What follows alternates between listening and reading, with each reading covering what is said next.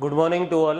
Last class में हमने उच्चिष्ट और निम्निष्ट से रिलेटेड क्वेश्चंस को डिस्कस किया था और उसके बाद हम ज्योमेट्रीज में इसका एप्लीकेशन जो है वो देख रहे थे और उसमें मैंने आपको 2-3 क्वेश्चंस एक्सप्लेन किए थे।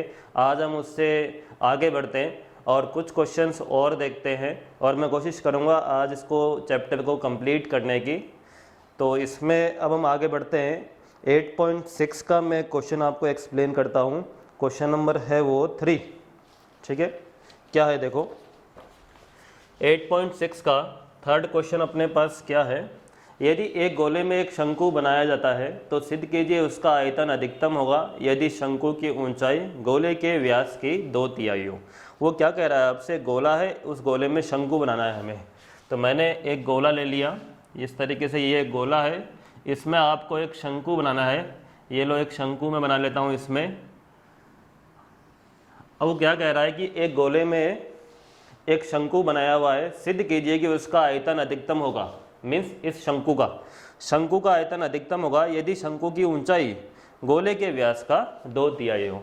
शंकु का आयतन अधिकतम कब आना चाहिए, जब शंकु की ऊंचाई है वो गोले के व्यास का 2/3 गोले का व्यास मीन्स 2r, क्योंकि गोले की त्रिज्या में कैपिटल R मानते हुए यदि बात करूं तो फिर गोले का व्यास जो है वो क्या हो जाएगा, 2r हो जाएगा, आपको पता है।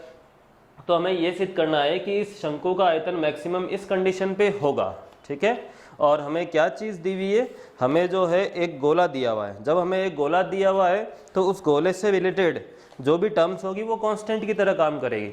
गोले से रिलेटेड क्या होगा, उस गोले की त्रिज्या, है ना। तो यहाँ मैं क्या मान रहा हूँ, ये तो मुझे सिद्ध करना है, ठीक है।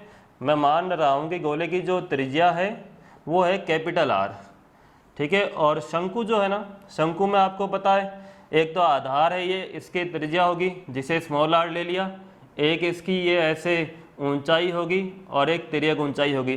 तो शंकु में आपको पता है आधार की त्रिज्या स्मॉल r, ऊंचाई h और इसकी जो तिर्यक ऊंचाई है वो l हो गई। वो सारी चीज़ आप डिटेल में लिख लेना। इनमें से कोई भी चीज़ कांस्टेंट नहीं है, सारी वेरिएबल्स है, ठीक है। ओनली कांस्टेंट की तरफ क्या है, गोले की त्रिज्या है। अब इस शंकु का आयतन आपको अधिकतम करना है, वो आपसे कह रहा है, और जब अधिकतम होगा तब ये कंडीशन होगी, ये हमें प्रूफ करना है, ठीक है। एक आपको पता है यहाँ कहीं सेंटर होगा इसका गोले का, और ये मैं ऐसे मिला दूँ तो ये गोले की त्रिज्या हो गई कैपिटल R, ठीक है। अब देखो आपको पता है शंकु का जो आयतन है, पहले मैं वो लिखता हूँ क्योंकि मुझे उसको अधिकतम करना है ना। तो शंकु का आयतन जो है 1/3 πr² होता है। इसको आयतन को आपको अधिकतम करना है, मीन्स इसका अवकलन वगैरह करना है। इसमें दोनों वेरिएबल से R और H, इनको मुझे रिमूव करना है। अब वो कैसे हो पाएंगे वो देखते हैं हम, ठीक है। ये पूरी ऊंचाई आपको पता है h होगी, और उसमें से ये जो है इतना भाग ये गोले की त्रिज्या हो गई। तो यदि मैं ओनली इतना ही लिखूं तो ये इतना क्या होगा, h - r होगा। समझ रहे हो आप मेरी बात। ये कंप्लीट तो हो गया कि h और ये हो गया कैपिटल R। तो ये इतना जो बचेगा ये क्या बचेगा, h - r। अब इस समकोण त्रिभुज पे ध्यान दो, जो ये एक समकोण त्रिभुज बना हुआ है, यदि मैं इस पे पाइथागोरस प्रमेय लगाऊं तो उससे मुझे क्या प्राप्त होगा, h - r का स्क्वायर इक्वल टू, ये तो इक्वल टू नहीं, ऐड करना पड़ेगा इसमें। देखो h - r का whole square plus small r का square equal to capital R का स्क्वायर। समझ रहे हो आप लोग, ये मैंने क्या लिखा है भाई, आधार स्क्वायर और लंब स्क्वायर का योग जो है इक्वल टू कर्ण स्क्वायर के बराबर मैंने लिख लिया यहाँ पे। इसको सॉल्व करते तो r स्क्वायर कट जाएंगे, h² - 2HR + r² equal to 0 बच जाएगा। यहाँ से आपको स्मॉल r² की वैल्यू मिल रही है 2HR - h², ये मैंने लिख ली, ठीक है। अब ये क्या काम आने वाली है, वो अभी जो मैंने आयतन वाला फॉर्मूला लिखा था ना उसमें काम आ जाएगी। देखो शंकु का मैं आयतन लिखूं तो वो 1/3 πr² है, आपको पता है। और अभी अवकलन नहीं कर सकते हैं क्योंकि इसमें दोनों वेरिएबल्स हैं, स्मॉल r और स्मॉल h। एक वेरिएबल को रिमूव करना है, तो यहाँ ऊपर वाली कंडीशन से r² की वैल्यू मैं इसमें पुट कर देता हूँ। 1/3 π 2HR - h² × h। अब h को अंदर मल्टीप्लाई कर लेते हैं तो 2h² r - h³ बन गया। तो ये लीजिए आयतन का फॉर्मूला जो है नए फॉर्म में आ गया है और इस फॉर्म से हम ये समझ सकते हैं कि इसमें एक तो कैपिटल आर है और एक एच है। तो कैपिटल आर तो एज ए कॉन्स्टेंट है क्योंकि वो तो गोले की त्रिज्या है, उससे कोई फर्क हमें पड़ने वाला नहीं है। तो इसमें वेरिएबल यानी चर क्या है, इसमें स्मॉल एच है, तो उसी के सापेक्ष अवकलन होगा। अब हम उसके सापेक्ष अवकलन करते हैं। अधिकतम न्यूनतम के लिए आपको क्रांतिक बिंदु पता करना है ना, तो अवकलन करके उसको 0 के बराबर रखेंगे तो क्रांतिक बिंदु मिलेगा। तो अवकलन करते हैं, 2h² r का अवकलन होगा h के सापेक्ष, तो h² का 2h अवकलन आएगा, इसलिए 4HR बन गया, और h³ का अवकलन 3h²। ठीक है, एक बार और अवकलन कर लेते हैं, उसकी भी हमें जरूरत पड़ने वाली है।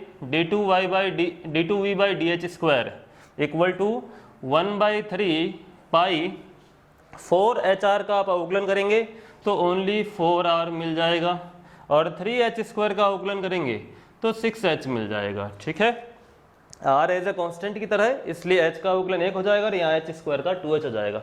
चलिए पूरा अवकलन हो गया। अब क्रांतिक बिंदु के लिए आपको क्या करना है, dv/dh को यानी प्रथम अवकलज को 0 करना है। ये dv/dh है, इसको 0 करूँगा 1/3 पाई 4HR माइनस 3h² को 0 करेंगे। यहाँ से आप देखना h कॉमन ले लो तो 4R minus 3h equal to 0। यहाँ से h की वैल्यू आपको मिलती है 4R/3 मिल रही है। ठीक है, ये क्रांतिक बिंदु आ गया, और h की वैल्यू 0 भी मिलती है जो पॉसिबल है नहीं, तो उसको मैंने छोड़ दिया। अब h का ये मान मिला अवकलज को 0 करके, यानी क्रांतिक बिंदु आया। अब ये क्रांतिक बिंदु या तो उच्चिस देगा या निम्निस देगा, वो भी प्रूफ करना पड़ेगा हमें पहले कि ये उच्चिस देगा या निम्निस देगा। तो इसके लिए मुझे क्या करना पड़ेगा, सेकंड डेरिवेटिव यानी द्वितीय अवकलज में पुट करना है। तो इसे मैं द्वितीय अवकलज में पुट करता हूँ, d2v/dh² में h equal to 4R/3 put करता हूँ। तो पुट करने से क्या मिलेगा, 1/3 पाई 4R माइनस h की जगह पुट करता हूँ 4R/3, 6 मल्टीप्लाई 4R/3, 3 से 2 टाइम्स कैंसिल हो जाएगा, और ये 4R माइनस 8R हो जाएगा, यानी कि -4R। तो ये -4/3 पाई R कुछ इस तरह का बचेगा, यानी कि मैं कह सकता हूँ नेगेटिव आ रहा है। ये तो क्लियर हो गया। अब नेगेटिव आ रहा है तो इससे ये बात क्या सिद्ध हो गई कि अतः जो वो क्रांतिक बिंदु है 4R/3, ये जो क्रांतिक बिंदु है इस पर आयतन अधिकतम प्राप्त होगा, क्योंकि द्वितीय अवकलज ऋणात्मक आता है। तो इससे ये बात सिद्ध हो गई कि जो पॉइंट है जिस पे द्वितीय अवकलज ऋणात्मक आया है वो अधिकतम का होगा। यदि धनात्मक आता तो वो बिंदु न्यूनतम का होता, तो ये अधिकतम का बिंदु है, इससे प्रूफ हो गया। अब हमें क्या सिद्ध करना था कि शंकु का आयतन अधिकतम होगा, तब इस शंकु की ऊंचाई जो है वो गोले के व्यास का 2/3 होगी। तो ये देखो आयतन के अधिकतम होने की कंडीशन आपको क्या मिली है, h इक्वल टू 4R/3, और इसे 2/3 मल्टीप्लाई 2R लिख सकते हैं। ये लीजिए जो आंसर चाहिए था वो मिल गया, ऊंचाई इक्वल टू 2/3 इंटू गोले का व्यास। तो आसान सा क्वेश्चन है, कुछ भी नहीं करना था हमें यहाँ पर ज़्यादा खास। एक तो क्या क्या आपको लेने हैं वो पता होने चाहिए। कैपिटल R गोले की त्रिज्या ले ली मैंने, और शंकु से रिलेटेड टर्म्स R, H और L होते हैं, आपको बताइए। L की यहाँ पर कोई जरूरत नहीं पड़ रही, फिर भी मैंने लिख लिया था। अब मुझे पता है कि आयतन को अधिकतम करना है, तो आयतन को लिखूंगा और उसका अवकलन वगैरह करूंगा। अब अवकलन से पहले क्या चीज़ चेंज करनी थी कि यहाँ पर 2 वेरिएबल्स है और उन दोनों में से एक चर को हटाना था। तो उस एक चर को हटाने के लिए मैंने यहाँ से जो ये पाइथागोरस प्रमेय लग सकती है यहाँ पे वो लगाई, जिसने मुझे R² का मान दिया। अब R² का मान दिया तो उसमें से R हट गया, स्मॉल r हट गया, बट कैपिटल R और H बच रहा है, तो उससे हमें कोई प्रॉब्लम थी नहीं। प्रॉब्लम हमें इन दोनों से थी, उनमें से एक हटना चाहिए था। तो R² हट गया और उसकी जगह जो टर्म्स आ रही हैं वो कैपिटल R और H की रेस्पेक्ट में है, तो उनसे हमें प्रॉब्लम नहीं है। क्यों? क्योंकि कैपिटल R तो अपना कांस्टेंट है और स्मॉल h जो वेरिएबल है उसके रेस्पेक्ट में हमने डिफरेंशिएशन कर लिया और आगे हम क्वेश्चन का आंसर जो है लेकर आ गए। समझ रहे हैं आप लोग? तो इस तरीके से हमें ये क्वेश्चन जो है सॉल्व करना है। अब इसी तरह का एक क्वेश्चन और है मिसलेनियस में, वो सेम ही क्वेश्चन है, थोड़ा सा उसमें आगे और पूछा हुआ है। जैसे क्वेश्चन नंबर है ये 9th, मिसलेनियस का 9th क्वेश्चन है, सेम है बिल्कुल, थोड़ा सा अलग है। क्वेश्चन क्या है? सिद्ध कीजिए गोले के अंतर्गत सबसे बड़े शंकु का आयतन, गोला और सबसे बड़े शंकु का आयतन गोले के आयतन का 8/27 होगा। क्या सिद्ध करना है? 9th क्वेश्चन है ये मिसलेनियस का, कि जो दिया गया गोला है उसमें जो शंकु बनेगा सबसे बड़ा आयतन वाला, तो उस शंकु का जो आयतन है वो गोले के आयतन का 8/27 होगा, ये सिद्ध करना है। तो देखो इतना तो हमने कर ही लिया, अब ये मिटा देता हूं मैं, ठीक है, ये वाला भाग, इतना तो मुझे करना है जितना इस क्वेश्चन में किया है। अब वो ये कह रहा है कि जब आयतन अधिकतम होगा शंकु का, तब जो अधिकतम आयतन आएगा वो गोले के आयतन का 8/27 होगा। तो अधिकतम आयतन किस कंडीशन पे आता है, H = 4r/3 पे आता है। तो अब देखते हैं अधिकतम आयतन कितना आने वाला है, ठीक है। तो शंकु का अधिकतम आयतन निकाल रहा हूं, V मैक्सिमम निकाल रहा हूं, शंकु का अधिकतम आयतन। आयतन का फॉर्मूला क्या था, ये था, जिसको हमने चेंज यहां पर करने के बाद अवकलन करना शुरू किया था। यहां से उठाता हूं, H की वैल्यू मुझे मिल रही है अधिकतम होने के लिए, H की वैल्यू कितनी है 4r/3, ये यहां पुट कर देता हूं, समझ रहे हो आप लोग। तो 1/3 पाई, हाँ यहां पर मुझे 4r/3 पुट करना है, तो 4r/3 का स्क्वायर हो जाएगा, यहाँ h² है ना, तो बोलो क्या बनेगा, मैं लिखता हूं यहाँ पे 2 मल्टीप्लाई, बताओ आप 4r/3 का स्क्वायर कितना हो जाएगा, 16r²/9 इंटू r, ये r है ना, माइनस h³ का मतलब आप समझ गए, इसका क्यूब कितना हो जाएगा 64r³, 64r³ का क्यूब कितना हो जाएगा 27। चलो इसको सॉल्व करते हैं अब हम, ये क्या बनेगा, V मैक्सिमम अधिकतम आयतन देख रहे हैं हम, हाँ 1/3 पाई मल्टीप्लाई, ये r³ कॉमन ले ले क्या, लो r³ कॉमन ले लिया।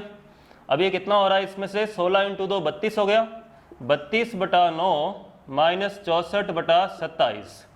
हाँ अब उसके बाद 1/3 पाई r³, इसमें से क्या कॉमन आ सकता है, 32 कॉमन ले ले, ये लो 32 कॉमन ले लेता हूँ, 32/3 पाई r³, इसमें से क्या बचेगा 1/9 माइनस 2/27। इसे आप सोल्व कर लेना, ये लघुत्तम वगैरह लेके, ये ऊपर यहाँ पर जो है लघुत्तम 27 आने की वजह से 1/27 बच जाएगा, तो ये बन जाएगा 32/3 पाई r³ इंटू 1/27।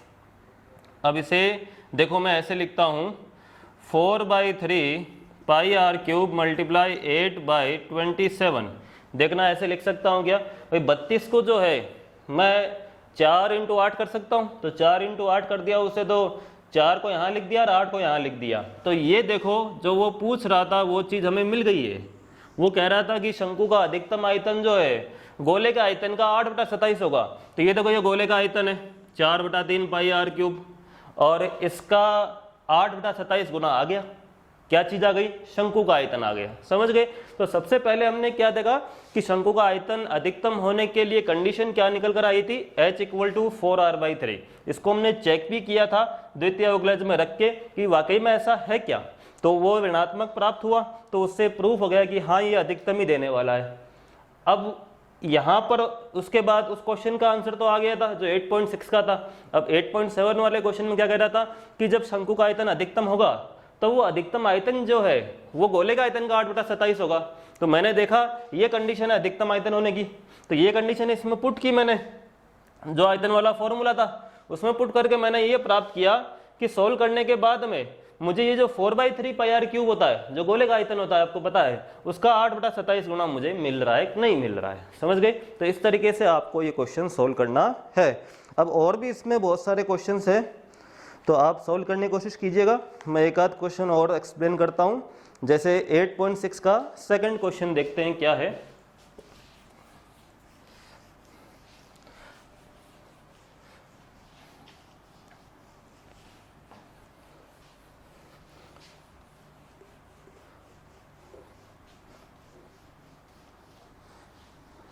हाँ, सेकंड क्वेश्चन में कहा हुआ है कि किसी वर्ग का परिमाप तथा वृत्त की परिधि का योग दिया हुआ है।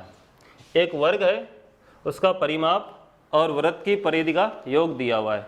तो वर्ग और वृत्त है, तो वर्ग की भुजा मान लेते हैं a, मान ले वर्ग की भुजा a और वृत्त की त्रिज्या मान ली r, ठीक है। अब वो कह रहा है परिमाप और वृत्त की परिधि का योग दिया हुआ है, मीन्स 4a और परिधि 2πr, इनका योग दिया हुआ है। क्या है वो नहीं बोल रहा है, तो हम k मान लेते हैं, कोई भी कांस्टेंट दिया हुआ मीन्स ये क्या चीज़ है, कांस्टेंट है। तो ये कंडीशन आपको दी हुई है क्वेश्चन में। अब उसके बाद वो आपसे क्या कह रहा है, सिद्ध कीजिए उनके क्षेत्रफलों का योग न्यूनतम होगा यदि वर्ग की भुजा वृत्त के व्यास के बराबर हो। क्या प्रूफ करना है आपको, वर्ग की भुजा वृत्त के व्यास के बराबर हो यदि, मीन्स ए जो है 2r के इक्वल हो, तब ऐसे कंडीशन पे जो है उनके क्षेत्रफलों का योग न्यूनतम होगा। चलो देखते हैं। तो उनके क्षेत्रफलों का योग जो है, मैं उनको ए से दर्शा रहा हूं उस चीज को। दोनों के क्षेत्रफल क्या होंगे, वर्ग का क्षेत्रफल हो जाएगा भुजा स्क्वायर और वृत्त का पाई आर स्क्वायर। अब ये दोनों के क्षेत्रफलों का योग है, इसको हम करते हैं न्यूनतम, और जब हम इसको न्यूनतम करना चाहेंगे तब ये कंडीशन प्राप्त होनी चाहिए, ये प्रूफ करना है। ठीक है, समझ रहे हो आप लोग क्वेश्चन। अब इसको न्यूनतम करना है तो अवकलन करके देखना पड़ेगा किस पॉइंट पे न्यूनतम होगा।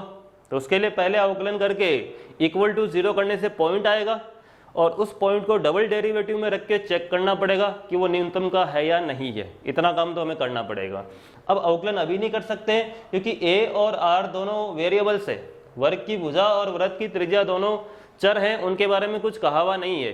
फिक्स तो के है जो दिया हुआ है, समझ गए आप लोग। तो इनमें से एक को पहले रिमूव करना पड़ेगा दोनों वेरिएबल्स में से। जब जैसे अभी वाले क्वेश्चन में हमने किया था ना, स्मॉल आर और स्मॉल एच में से हमने आर को रिमूव किया था, फिर एच के रेस्पेक्ट में रख के उसको एच के रेस्पेक्ट में डिफरेंशिएट कर लिया था। वैसे ही यहाँ पर मुझे स्मॉल ए और स्मॉल आर में से एक को रिमूव करना है। ए को रिमूव करना चाह रहे हो तो ए को रिमूव कर लो, और आर को रिमूव करना चाह रहे हो तो आर को रिमूव कर लो। बताओ, किसी को भी रिमूव कर लो एक को। तो मैं ए को रिमूव कर लूँ क्या, यहाँ से ए की वैल्यू क्या आएगी, जो कंडीशन दी हुई थी वहाँ से k minus 2 pi are by 4 आ गया, इसका square plus pi are square. अब इसको हम लोग जो इसका होल स्क्वायर कंप्लीटली खोल लेंगे तो देखो k बाई 4 का स्क्वायर कितना हो जाएगा, k स्क्वायर बाई 16। समझ गए आप लोग।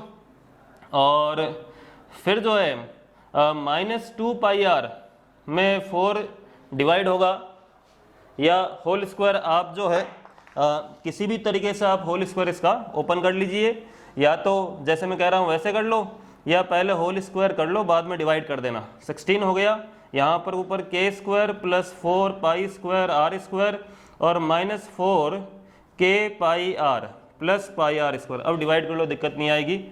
k स्क्वायर बाई 16 हो गया, 4 से इसको डिवाइड करोगे तो pi square R square by 4 हो गया, और माइनस 4 से इसे डिवाइड करूंगा तो k pi are by 4 plus pi are square. कुछ इस तरह का ये मुझे मिल रहा है, मैंने देख लिया। अब इससे आगे बढ़ते हैं। ठीक है, ये देखो r के पदों में है, और क्या है इसमें, पाई वो कांस्टेंट है, और क्या है k वो कांस्टेंट है, आपको पता है।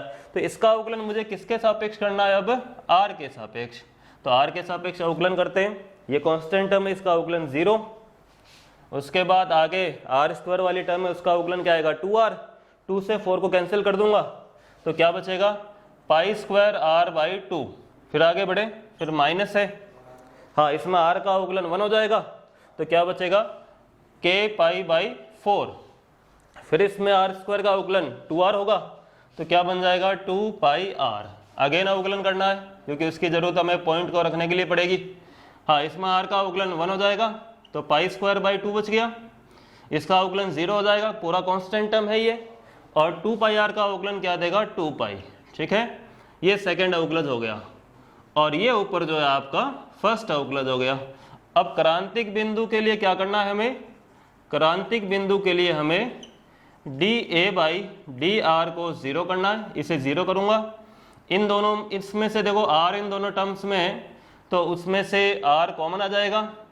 चलो पहले मैं लिख देता हूँ, pi square R by 2 minus k pi by 4 plus 2 pi R equal to 0। अब इसमें से पाई आर कॉमन ले लेता हूँ इन दोनों में से, या एक पाई सब में से कैंसिल कर दो भाई, पाई इसमें भी है, इसमें भी है, इसमें भी है। अब इन दोनों टर्म्स में से आप क्या कॉमन ले सकते हो, r क्या बचेगा पाई बाई 2 इसमें से, और इसमें से प्लस 2, और ये इक्वल टू में आ जाएगा k बाई 4। तो फाइनली क्या बनेगा ये देखना आप, 2 एलसीएम लेके ये यहाँ से कैंसिल हो जाएगा, तो यहाँ 2 बच जाएगा, यहाँ k है, और फिर ये पाई बाई 4 डिवाइड हो जाएगा पाई प्लस 4। कुछ इस तरह से ये मान मुझे मिलने वाला है, आप भी देख लेना सॉल्व करके। लघुत्तम लेकर जो है यहाँ पाई प्लस 4 हो जाएगा, जो यहाँ नीचे आ जाएगा और 2 से ये 4 कट जाएगा, तो ये आर का मान मिलेगा। क्लियर है ये आपको? अब ये आर का मान यानी क्रांतिक बिंदु है। अब ये उच्चिष्ट का है कि निम्निष्ट का है वो चेक करना जरूरी है। तो इसे मैं सेकंड अवकलज में पुट करूंगा आर के इस मान को। बट देखो आर कहीं है ही नहीं सेकंड अवकलज में, वो तो पहले से ही पाई स्क्वायर बाई 2 प्लस 2 पाई लेके बैठा है, जो कि एक धनात्मक पद है, मुझे पता है। तो मैं यहाँ यहीं पर लिख सकता था ये बात, या नीचे लिख लो आप कि भाई अपना d2a by D R square तो ऑलरेडी धनात्मक पड़ा है, ऋणात्मक वो है ही नहीं, इस बिंदु को रखने की जरूरत ही नहीं पड़ रही है। तो मैं कह सकता हूँ ये बिंदु या कोई और भी प्राप्त होता मान लो तो उससे कोई प्रॉब्लम नहीं होती। तो आर की जो ये वैल्यू है ये क्या देगी, जब द्वितीय अवकलज ऋणात्मक है तो निम्निष्ट प्रदान करेगी। निम्निष्ट मतलब न्यूनतम मान देगी, ये आर का जो वैल्यू है न्यूनतम देगा। समझ गए आप लोग? किस चीज का न्यूनतम मान देगा? जिसका आपने अवकलन वगैरह किया है। किसका आपने अवकलन किया है? ए का, मीन्स दोनों के क्षेत्रफलों का योग वो न्यूनतम होगा आर की इस कंडीशन पे। बट वो आपसे ये थोड़ी पूछ रहा था, वो तो आपसे ये कह रहा था कि क्षेत्रफलों का योग न्यूनतम होगा तब वर्ग की जो भुजा है वो वृत्त के व्यास के बराबर होगी, ये प्रूफ करना था, है ना। ए और आर में रिलेशन लाना है जब क्षेत्रफलों का योग न्यूनतम हो तब। तो मैं एक काम करता हूं, इस कंडीशन को अब यूज करना है। ये कंडीशन कह रही है कि इस वक्त क्षेत्रफलों का योग न्यूनतम होने वाला है, तो जो दी हुई कंडीशन थी उसमें के की वैल्यू पुट कर दो तो ए और आर में आपको रिलेशन मिल जाएगा। समझ गए? तो दिए हुए कंडीशन को काम में लेता हूं मैं वापस। दिया गया प्रतिबंध जो था वो था 4a + 2 pi R equal to के हमने हमारी तरफ से कांस्टेंट लिया था। अब यहाँ पर के की वैल्यू निम्निष्ट होने के लिए क्या मिल रही है वो देखो, यहाँ से के का मान कितना आएगा 2r × पाई + 4, ये रख दिया। अब ये a और r में प्रतिबंध ला के दे देगा आपको। 4a + 2 pi R equal to, multiply कर लूंगा अंदर, 2 pi R + 8r, 2 pi R cancel हो गए, 4a = 8r, 4 और 8 को कैंसिल करोगे a = 2r मिल जाएगा। ये लीजिए हमारा जो है सॉल्यूशन हो गया। समझ गए आप लोग किस तरीके से ये मैंने किया है? तो इसी तरह के और भी काफ़ी क्वेश्चंस है, आप इसमें से करने की कोशिश कीजिएगा। यदि और कोई क्वेश्चन आपको पूछना है तो आप मुझसे पूछ लीजिएगा। एक क्वेश्चन मैं और आपको मिसलेनियस में से एक्सप्लेन करता हूँ, वो है 5th क्वेश्चन। क्या है देखते हैं। देखो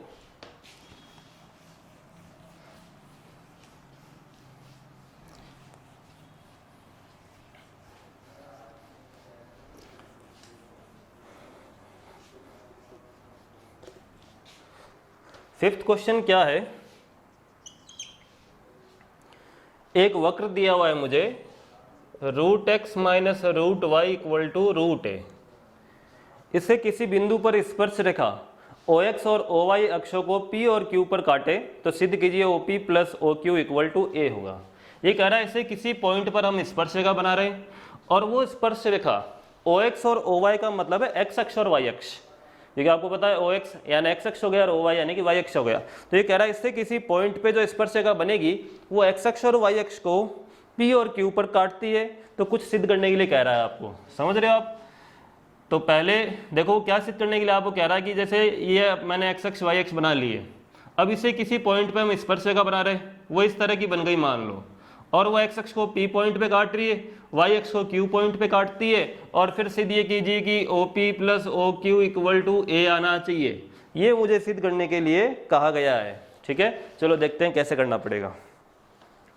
शुरू से पढ़ते हैं वापस। ये वक्र दिया हुआ है, इसे किसी पॉइंट पर पहले स्पर्श रेखा बनानी है। अब किस पॉइंट पे बनानी है वो भी फिक्स नहीं है ना, तो कोई रैंडमली एक पॉइंट ले लो, h, k ले लेता हूं मैं। ठीक है, मैंने माना बिंदु, कौन से बिंदु पे बात हो रही है, h, k है, इस बिंदु पर बात हो रही है, तो इस बिंदु पर मैं स्पर्श रेखा लिखता हूं।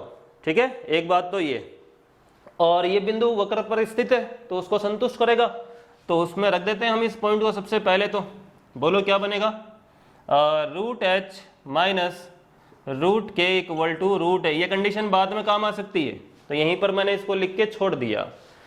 अब ये वक्र पर स्थित बिंदु है और इस पे मैं स्पर्श रेखा लिखने जा रहा हूं, तो पहले मैं इसका अवकलन करूंगा ताकि मुझे प्रवणता तो प्राप्त हो इस बिंदु पे। तो उसका अवकलन करेंगे तो क्या मिलेगा, 1/2 √x - 1/2 √y D Y by D X equal to root A का 0। यहाँ से डी वाई बाई हम डी एक्स लिखें तो मुझे रूट वाई बाई एक्स मिलेगा। आप देख लीजिएगा ये मुझे मिलेगा, ठीक है। अब ये D Y by D X आ गया अपना। अब इससे स्पर्श रेखा की प्रवणता निकालते हैं हम। बिंदु h, k पर स्पर्श रेखा की प्रवणता में निकालता हूं स्मॉल m। कैसे मिलेगी आपको? इसमें h, k को पुट करना है तो क्या मिलेगा? Root k by h। ये मिल गई स्पर्श रेखा की प्रवणता और बिंदु h, k ही। तो चलो स्पर्श रेखा का हम समीकरण लिख देते हैं। स्पर्श रेखा का समीकरण क्या बनकर आएगा? y माइनस y1 जो कि k है इक्वल टू प्रवणता root k by H into X minus H. ये कुछ हमारा स्पर्श रेखा का समीकरण बनकर आया है। रूट h को चाहे उधर मल्टीप्लाई कर लो आप, क्या बनेगा? Root h into Y minus root h into K equal to root K को अंदर मल्टीप्लाई कर लो, root K H minus H root K. कुछ इस तरह का ये बनकर आया है, ठीक है। यहाँ पर x है, सॉरी वापस लिखता हूँ, root K into X minus root K into H, ये आया है। ये स्पर्श रेखा का समीकरण है। इसे और सिंप्लीफाइड फॉर्म में लिखना हो तो रूट के इंटू जो x है इसको इधर ले आते हैं तो root H Y minus root K into X equal to root H K को इधर ले आओ, root H multiply K minus root K multiply H. Clear है? चलो इसको यहीं पे छोड़ दो, या आप चाहो तो इन दोनों में से रूट एच और रूट के कॉमन ले सकते हो। तो इसमें से क्या बचेगा? रूट के, और इसमें से क्या बचेगा? जब आपने रूट के और रूट एच कॉमन ले लिया है तो रूट एच बचेगा। क्लियर है? अब आपके पास वहाँ एक कंडीशन पड़ी थी, देखो रूट एच माइनस रूट के की वैल्यू पड़ी है ना, क्या? रूट ए। तो रूट एच माइनस रूट के की जगह मैं रूट ए पुट कर सकता हूँ, बट ये उसका नेगेटिव है तो माइनस ऑफ रूट, ये तो एच के हो गया और मल्टीप्लाई रूट ए आ जाएगा। समझ रहे हो? या अभी नहीं रखना है तो बाद में रख लेना, उससे मुझे कोई प्रॉब्लम नहीं है, जैसा ऐसे बने तो चलो। तो ये हमने लिखा स्पर्श रेखा का समीकरण। मैंने क्या किया अभी तक? मैंने एक पॉइंट लिया एच, के और उस पर मैंने जो है इसका अवकलन किया, अवकलन करके इस पॉइंट को पुट किया जिससे प्रवणता मिली, और उस प्रवणता और इस पॉइंट से मैंने स्पर्श रेखा का समीकरण लिख लिया है, ठीक है। और इस कंडीशन को अभी काम में नहीं लिया है। अब ये स्पर्श रेखा जो है अक्षों को P और Q पर काटती है, तो OP plus OQ equal to A proof करना है मुझे। अब OP क्या चीज है आपको पता है, और OQ क्या, एक बार देखना, देखे उस लाइन के रेस्पेक्ट में। OP जो है इस स्पर्श रेखा का x अक्ष पर कटा अंतखंड है और OQ जो है y अक्ष पर कटा अंतखंड है। तो ये है स्पर्श रेखा। अब यदि मुझे OP देना है, इसका मतलब मुझे इसका जो x अक्ष पर कटा अंतखंड देना है, और वो कैसे प्राप्त होगा? y को 0 करके। समझ रहे हो आप मेरी बात? तो यहां से आप y को 0 कर दो और x की वैल्यू क्या आएगी बताओ। देखो उसके लिए आपको x की वैल्यू देनी है तो माइनस रूट के यहाँ डिवाइड करना पड़ेगा, और इनमें से आप जब माइनस रूट के डिवाइड करोगे तो रूट एच के minus root K H by minus root के, ये आ गया OP। समझ गए? ऐसे ही मैं यदि OQ लिखूं, मैं वैल्यू पुट कर देता तो ठीक रहता, इजी हो जाता। आपने करने दिया नहीं, चलो कोई बात नहीं। मैंने क्या लिखा? OP लिखा, यानी x अक्ष पर कटा अंतखंड लिख लिया, ठीक है। और OQ जो y अक्ष पर कटा अंतखंड है, उसके लिए आपको इसमें x 0 करना पड़ेगा, और y की वैल्यू क्या आएगी? रूट एच के minus root K H upon root H. ये OP और OQ आ गए। अब इनको हम जोड़ते हैं। कुछ आपको कैंसिलेशन करना है तो कैंसिलेशन कर लेते हैं। यहाँ पर क्या बचेगा? देखो रूट के जब आप इसमें डिवाइड करोगे तो माइनस का रूट एच इंटू के हो जाएगा, और रूट के कैंसिल हो जाएगा, प्लस एच आ जाएगा। इधर जो है आप रूट एच डिवाइड करोगे तो के माइनस रूट के एच मिल जाएगा। अब OP और OQ को ऐड करना है, OP प्लस OQ, हाँ इन दोनों को ऐड करते हैं, माइनस रूट एच के प्लस एच प्लस के माइनस रूट एच के, हाँ माइनस रूट एच के ऐड कर लेना तो आपको h प्लस के माइनस 2 रूट एच के मिल जाएगा। दिख रहा है? और क्या मैं इसे रूट एच माइनस रूट के का होल स्क्वायर बोल सकता हूँ क्या? देख लेना, a square plus B square minus 2ab लिख दिया। अब root H minus root K actually क्या है? रूट a है, वो रूट a पुट कर दूंगा यहाँ, तो रूट a का स्क्वायर हो गया, मीन्स फाइनली क्या मिल गया? O P plus O Q equal to A मिल गया। ये हमने क्वेश्चन सोल्व कर लिया। तो इस तरीके से हम इस क्वेश्चन को जो है सोल्व कर लेंगे। मैंने आपको एक्सप्लेन किया। सबसे पहले हमने क्या किया, वापस देखते हैं। देखो, हमने एक पॉइंट लिया जिस पे हमें स्पर्शरेखा लिखनी है, जो इस ग्राफ पर स्थित है, इस वक्र पर स्थित है। तो इस वक्र पर स्थित पॉइंट h, k लिया तो इसको संतुष्ट करेगा, इसमें रख दिया मैंने। उसके बाद मुझे पता है इस पॉइंट पे मुझे स्पर्शरेखा लिखनी है, सबसे पहले वो करना है। तो मैंने इसका अवकलन किया ताकि मुझे प्रवणता मिल पाए। इस अवकलन में h को पुट किया तो प्रवणता मिल गई। अब इस प्रवणता और उस दिए गए पॉइंट को y minus y1 equal to mx minus x1 फॉर्मूले में पुट करके मैंने स्पर्श रेखा का समीकरण जो है लिख लिया। अब वही कह रहा है कि इसकी जो स्पर्श रेखा है वो निर्देशीय अक्षों को P और Q पॉइंट पे काटती है। तो P और Q पॉइंट पे जब स्पर्श रेखा काटेगी और OP plus OQ equal to A proof करना है, इसका मतलब ये OP और OQ जो है ये आपको पता है क्या हुए, ये अंतःखंडित तो हुए ना उस स्पर्श रेखा के अक्षों पर। तो मुझे इस स्पर्श रेखा के अक्षों पर अंतःखंड लिखने हैं। तो y को 0 करूंगा तो जो x आएगा वो x अक्ष पर कटा अंतःखंड हो जाएगा, और x को 0 करूंगा तो y आएगा, वो y अक्ष पर कटा अंतःखंड यानी OQ हो जाएगा। तो ये दोनों अंतःखंड आ गए, फिर इनको मैंने जोड़ा और ये जो रूट h माइनस रूट के वाली कंडीशन है वो वहां पुट कर ली, तो मुझे क्वेश्चन का आंसर जो है मिल गया। तो इस तरीके से मुझे क्वेश्चन जो है सॉल्व करना था। अब इसके अलावा क्वेश्चन बहुत सारे हैं, लेकिन सारे क्वेश्चन हम देख नहीं सकते, रिविजन क्लास है हमारी। 8.2 जो उच्चिष्ट और निम्निष्ट के यूज से समझी जा सकती है वो है आपके वर्धमान और ह्रासमान फलन होने वाली। तो वर्धमान और ह्रासमान फलन आपने पढ़े हैं। वर्धमान होने का मतलब लगातार इंक्रीज हो, ह्रासमान होने का मतलब जो है वो डिक्रीज हो। तो उसे हमें कैसे चेक करना है, इन शॉर्ट में ये कहूँगा कि कोई ना कोई अंतराल होगा जिसमें फलन वर्धमान या ह्रासमान होगा। या तो वो आपसे अंतराल पूछेगा कि आप अंतराल बताओ कौन से अंतराल में वर्धमान है, कौन से अंतराल में ह्रासमान है, ठीक है। या फिर वो आपको अंतराल देगा, उसमें आपको चेक करना है, वो जो कहेगा वो चीज़ चेक करनी पड़ेगी आपको। तो मैं शॉर्ट में यही कहूँगा कि अवकलज जिस अंतराल में मुझे धनात्मक दिख रहा है वो अंतराल वर्धमान का होगा। अभी डिटेल डिस्कशन हम नहीं कर रहे। और अवकलज जिस अंतराल में मुझे ऋणात्मक दिखेगा वो अंतराल जो है ह्रासमान का होगा। एक ये चीज़ क्लियर है आपके। अब अवकलज धनात्मक है या ऋणात्मक, ये चीज़ हमने चेक करना जो है वो संख्या रेखा बनाकर उच्चिष्ट और निम्निष्ट वाले क्वेश्चंस में की है। समझ गए। उच्चिष्ट और निम्निष्ट वाले क्वेश्चंस में जो प्रथम अवकलज विधि है उसमें हम यही तो देखते हैं कि संख्या रेखा बनाकर कि किस जो अंतराल है उसमें फलन का जो अवकलज है वो धनात्मक है और किस में ऋणात्मक है। जहां आपको धनात्मक दिख रहा है वो वर्धमान का अंतराल हो जाएगा, जहां ऋणात्मक दिख रहा है डेरिवेटिव वो ह्रासमान का अंतराल हो जाएगा, ठीक है। और किसी क्वेश्चन में अंतराल देकर आपसे प्रूफ करने के लिए कहता है कि प्रूफ करो इस अंतराल में वर्धमान है, तो हमें ये प्रूफ करना है कि उसमें जो डेरिवेटिव वो पॉजिटिव रहता है, और ह्रासमान है तो डेरिवेटिव क्या रहता है, नेगेटिव रहता है। जैसे थर्ड क्वेश्चन में आपसे प्रूफ करने के लिए कह रहा है कि fx इक्वल टू एक क्वेश्चन दे दिया इसने log sin x। अब ये प्रूफ करना है, आपको सिद्ध करना है कि x बिलोंग्स टू 0 to π/2 में वर्धमान है, ये हमें सिद्ध करना है ना। अब इसने अंतराल दे दिया तो आपको तो अंतराल बताना ही नहीं है, वो समस्या तो मिट ही गई। आपको तो ये बताना है इस अंतराल में वर्धमान है, तो आपको तो बस इतनी चीज प्रूफ करनी कि इसमें वर्धमान है। तो अवकलज इसमें कैसा रहेगा, धनात्मक रहेगा, क्योंकि वर्धमान तो तभी होगा ना जब अवकलज धनात्मक रहे। तो देखते हैं अवकलज धनात्मक रहता है क्या इस अंतराल में। अवकलन करने पर क्या मिलेगा बताओ, 1/sin x into sine x का cos x, मीन्स ये क्या बन गया, मेरा cot x बन गया, है ना। अब आपको पता है for x belongs to 0 to π/2, for x belongs to 0 to π/2 मैं कह सकता हूं कि cot x पॉजिटिव रहेगा।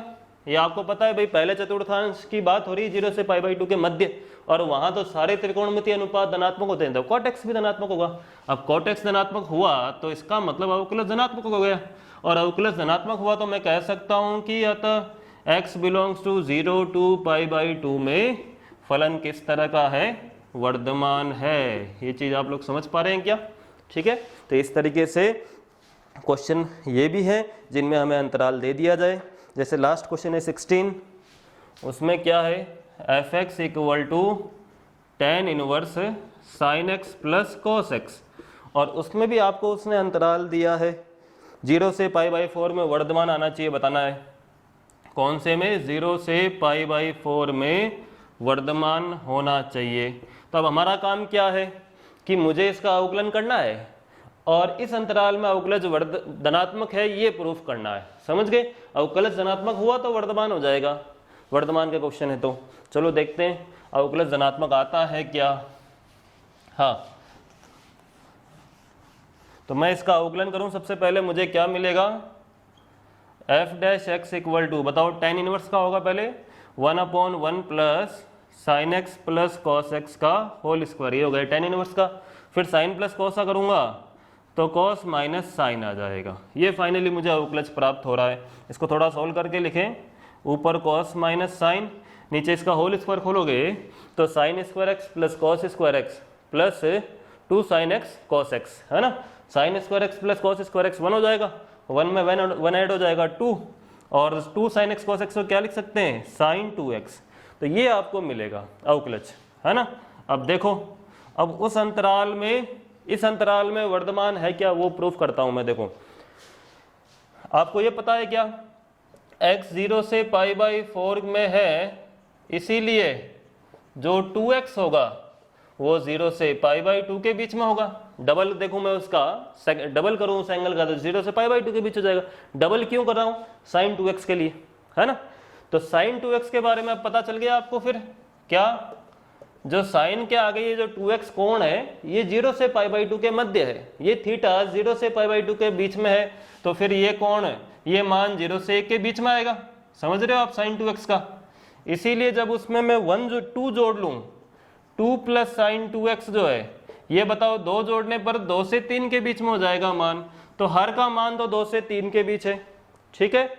और अब देखो आगे, और x 0 से π/4 के बीच में है, तो इसीलिए आपको पता है cos x का मान बड़ा होगा sin x से। ये आपने पढ़ा है क्या कि 45 डिग्री तक जो है यदि देखा जाए, 45 पे दोनों जाकर सेम हो जाएंगे साइन और cos, और 0 से 45 के बीच cos बड़ा रहता है साइन से, और फिर 45 के बाद साइन बड़ा हो जाता है cos से, ये आप जानते होंगे। तो 0 से 45 डिग्री के बीच में cos की वैल्यू आएगी बड़ी साइन से, तो cos की वैल्यू साइन से बड़ी आ रही है, तो cos में से साइन माइनस होकर कैसी वैल्यू मिलेगी, पॉजिटिव मिलेगी। समझ रहे हो आप। तो अब मुझे ये पता चल गया 0 से 45 के बीच में ये पॉजिटिव है, धनात्मक है, और हर का मान तो 2 से 3 के बीच है, तो ये भी धनात्मक और ये भी धनात्मक, और भाग लगकर कैसा मान मिलेगा, धनात्मक ही मिलेगा। तो समीकरण 1 और 2 से क्या क्लियर हो गया कि अवकलज कैसा होगा, धनात्मक। समझ गए आप लोग, डिटेल में आप लिख लेना। तो इससे ये बात सिद्ध हो गई कि इस दिए गए अंतराल में फलन क्या है, वर्धमान। तो जहां अंतराल दे रहा है और जो चीज आपसे पूछ रहा है उसके लिए आपको ये चेक करना है कि जैसे वर्धमान पूछ रहा है तो अवकलज धनात्मक आता है क्या उस अंतराल में, ह्रासमान पूछ रहा है तो क्या अवकलज उस अंतराल में ऋणात्मक आ रहा है क्या, यही चीजें हमें चेक करनी है। समझ गए। अभी वर्धमान पूछा तो मैंने इस अवकलज को चेक किया कि ये धनात्मक आ रहा है क्या, तो उसके लिए मैंने पहले हर पे डिस्कशन किया। हर का मान मुझे 2 से 3 के बीच मिल रहा था और अंश का मान मुझे धनात्मक मिल रहा था। तो जब ये संख्या 2 से 3 के बीच है, ये धनात्मक है ऊपर वाली, मीन्स फाइनली वैल्यू कैसी आ रही है, पॉजिटिव यानी धनात्मक आ रही है, तो ये फिर जो है उस अंतराल में क्या हो गया, वर्धमान हो गया। समझ रहे हैं आप लोग। तो ऐसे ही ह्रासमान वाले क्वेश्चन भी है जिसमें आपको अंतराल देकर वो ह्रासमान है या नहीं ये चेक करवा रहा है।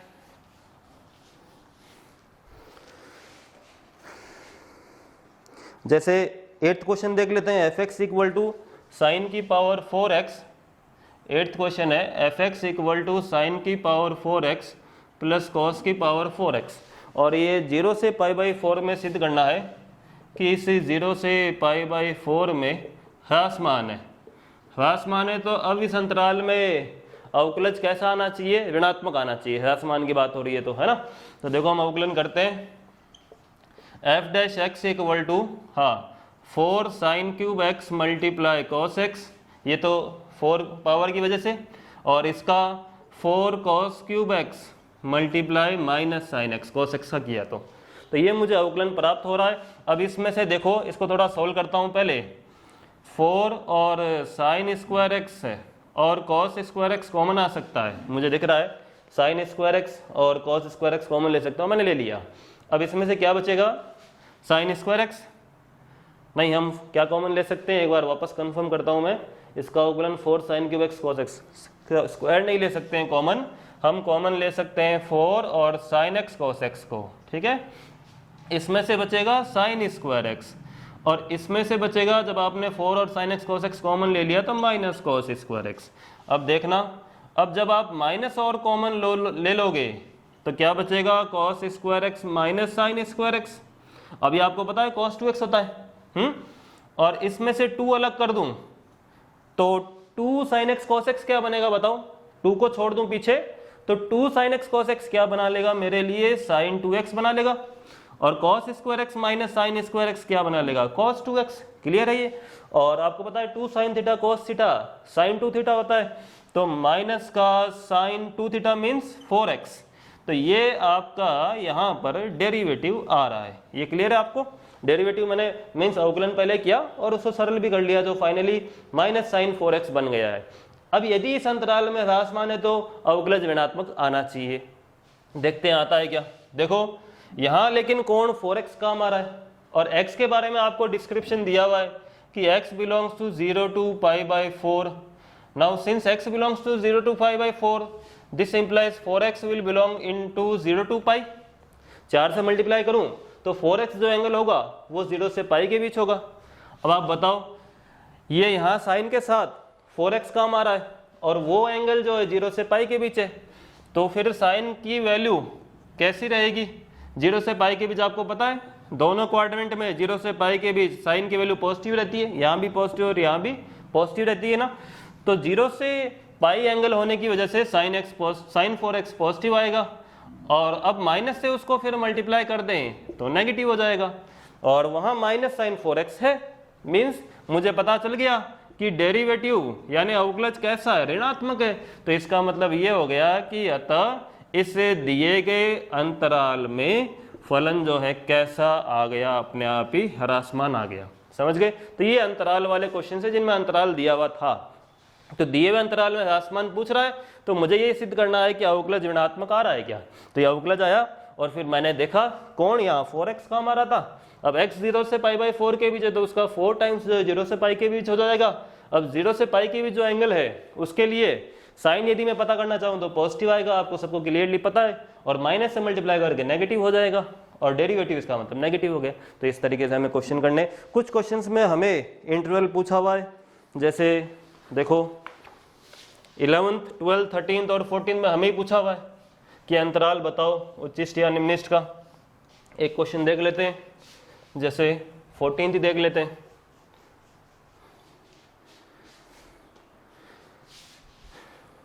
फोर्टीन्थ क्वेश्चन में क्या है, F X equal to -2x³ plus 3x² plus 12x plus 5। हाँ, इसका अवकलन करता हूँ। देखो अब माइनस का 6x² प्लस 6x प्लस 12, इसमें से -6 कॉमन ले लो तो x² - x - 2 बच जाएगा। इसके फैक्टर बना लेंगे हम तो मुझे जो है x - 2 एंड x + 1 मिल जाएगा। ये मिला।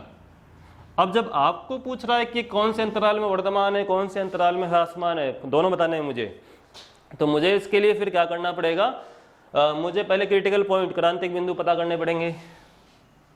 क्रांतिक बिंदु पता करूं मैं यदि, तो उसके लिए क्या करना पड़ेगा, f' को 0, इसको 0 करके कौन से पॉइंट मिलेंगे, 2 और 1 आपको दिख रहा है क्लियरली। यहाँ से x = 2 मिलेगा और यहाँ से x -1 मिलेगा। हाँ, ये दोनों पॉइंट्स मिल गए। अब इनको संख्या रेखा पे रखते हैं। संख्या रेखा पर रखकर मैं इसे चिन्हित करने जा रहा हूँ। तो इसे चिन्हित करने जा रहा हूँ तो -1 और 2 इनको रख दिया, पहले -1 आएगा। अवकलज को इसको चिन्हित करते हैं। देखो आप 2 के इधर 3 4 5 कोई भी एक ले लो। जैसे मैं 3 पुट करूँ और या 4 पुट कर देता हूँ यहाँ x की प्लेस पे, और वहाँ बाहर माइनस है भूलना मत, तो मुझे वैल्यू कैसी मिलेगी, नेगेटिव। ऐसे ही आप इसके अंतराल का कोई पॉइंट लेना, जैसे 0 ले लेना, पॉजिटिव मिलेगी या नेगेटिव मिलेगी। अब देखो ये अवकलज का चिन्ह है इसका, तो इससे पता चल रहा है इस अंतराल में, ये अंतराल कहाँ से शुरू हो रहा है, -∞ से। इस अंतराल में अवकलज ऋणात्मक है। 1 से -1 से 2 के बीच धनात्मक है, 2 से आगे अनंत तक कैसा है, ऋणात्मक है। तो अब बताओ फलन वर्धमान कहाँ होगा, वर्धमान का प्रतिबंध क्या है आपको पता है, अवकलज धनात्मक होना चाहिए। और अवकलज धनात्मक कहाँ दिख रहा है, देखना अवकलज मुझे धनात्मक, ये अवकलज का चिन्ह है, धनात्मक मुझे -1 से 2 के बीच दिख रहा है, तो ये वर्धमान होने का अंतराल हो गया। क्लियर है आपको? ऐसे ही ह्रासमान का प्रतिबंध क्या है कि ह्रासमान कहाँ होगा, जहाँ अवकलज ऋणात्मक होगा।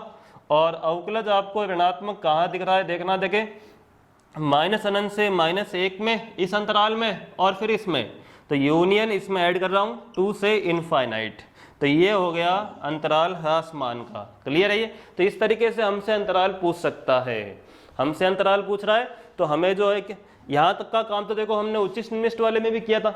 सपोज करो मुझे इसका उच्चिष्ट निम्निष्ट पता करना है, तो मैं क्या करता, इतना काम करता और फिर चिन्ह चेंज का देखता। जैसे यहाँ माइनस से प्लस में हो रहा है तो ये निम्निष्ट का है, और इस पे प्लस से माइनस हो रहा है तो ये उच्चिष्ट का है। तो यहाँ तक का काम तो हमने पहले भी किया था, क्रिटिकल पॉइंट पता करके कि भाई उच्चिष्टा कौन सा है, निम्निष्टा कौन सा है, उसके लिए संख्या रेखा बनाना। अब आज वो संख्या रेखा पर जो हमने चिन्ह लगाए थे वो हमारे काम आ रहे हैं। जहाँ चिन्ह प्लस है यानी वो अंतराल अवकलज के धनात्मक होने का है, तो वो अंतराल बेसिकली क्या देने वाला है आपको, वर्धमान फलन देगा। तो ये अंतराल वर्धमान होने का है और ये अंतराल ह्रासमान का, और ये भी अंतराल ह्रासमान का है। तो इस तरीके से हमें ये सारे क्वेश्चंस जो है करने हैं। अब मैं उम्मीद करता हूँ कि आप लोग इन क्वेश्चंस को सॉल्व करेंगे, आप लोग कीजिएगा, और यदि फिर भी आपको कोई प्रॉब्लम रहती है तो आप जो है मुझसे डिस्कस कर लीजिएगा। मैंने कुछ क्वेश्चन ही एक्सप्लेन किए हैं, सारे मैंने नहीं किए हैं, और ना ही मैंने डिटेल डिस्कशन किया है, क्योंकि हम एज ए रिवीजन के तौर पे कर रहे हैं। और इसके अलावा फिर भी आपको कुछ भी पूछना है तो आप मुझसे जो है कंसल्ट कर लीजिएगा। अब नेक्स्ट क्लास में हम इंटीग्रेशन शुरू करेंगे, अपना जो नेक्स्ट पार्ट बचा हुआ है, तो उसके लिए जितने भी फॉर्मूले वगैरह हैं वो सारे आप जो है क्लियरली उनको एक बार याद कर लीजिएगा। फिर हम दोबारा जो है आपसे नेक्स्ट क्लास में मिलते हैं। ओके।